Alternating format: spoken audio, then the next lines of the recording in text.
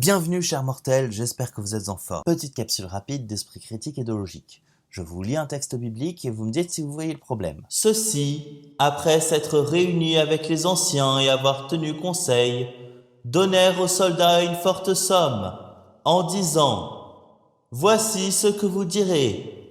Ces disciples sont venus voler le corps, la nuit, pendant que nous dormions.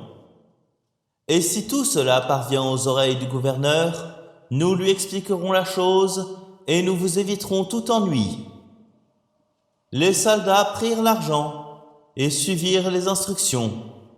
Et cette explication s'est propagée chez les Juifs jusqu'à aujourd'hui. Premier point sur 5, si vous avez noté, d'où on nous rapporte cette histoire.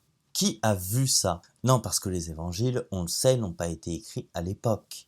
On part donc du principe que les auteurs ont su faire le tri entre les différentes histoires qu'ils ont entendu rapporter grâce à l'aide du Saint-Esprit et n'ont rien inventé. Ouais, parce que si c'est de l'invention qu'ils n'ont pas su faire le tri, ils ne sont donc pas fiables. Qui a été raconté ça?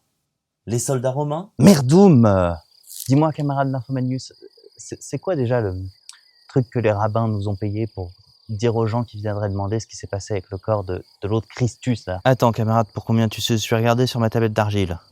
Alors, si des gens viennent demander ce qui est arrivé au gars qui a ressuscité de façon surnaturelle, il faut mentir et dire que ce sont ses disciples qui se sont introduits secrètement et qui ont volé son corps. Ouais, c'est ça, c'est ce qu'il a dit, ce qui s'est passé. Ou alors on veut me faire croire que les rabbins en question sont extrêmement incompétents. Alors moi, je sais pas vous, mais je vois qu'une seule option. L'auteur a inventé. L'auteur a truqué la Bible. Donc tout tombe, voilà.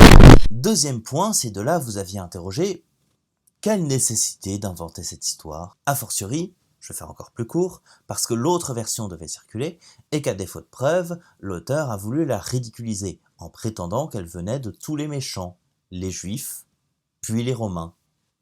Et 3 points pour vous, si vous avez eu le réflexe de la dent d'or de Fontenelle.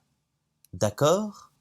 Mais est-ce que c'est arrivé? Eh ben, les historiens ont quand même l'air de dire que non.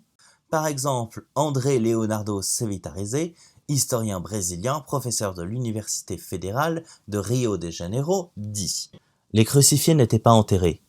Ils restaient sur la croix, et même s'ils étaient vivants, les rapaces savaient déjà qu'ils ne pouvaient pas bouger. Et ils leur mangeaient les yeux, le nez et les joues. Le corps est resté là pendant plusieurs jours, 4 ou 5 jours, dans un état suspendu. La chair a commencé à pourrir. Elle est tombée et s'est effondrée. Les chiens et d'autres animaux ont utilisé les restes humains pour se faire un festin. En bref, le fait même que Jésus ait été enterré alors que normalement c'est un honneur interdit à ce genre de condamnés est extrêmement improbable.